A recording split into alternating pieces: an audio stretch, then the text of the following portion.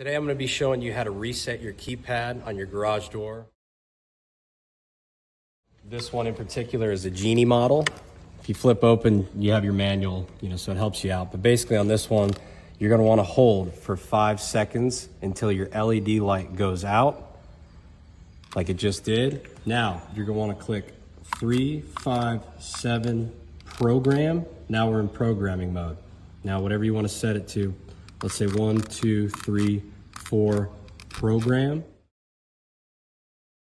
Now, you're going to want to go to your unit.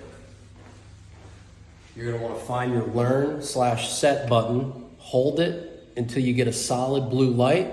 Solid blue light's on. Come here.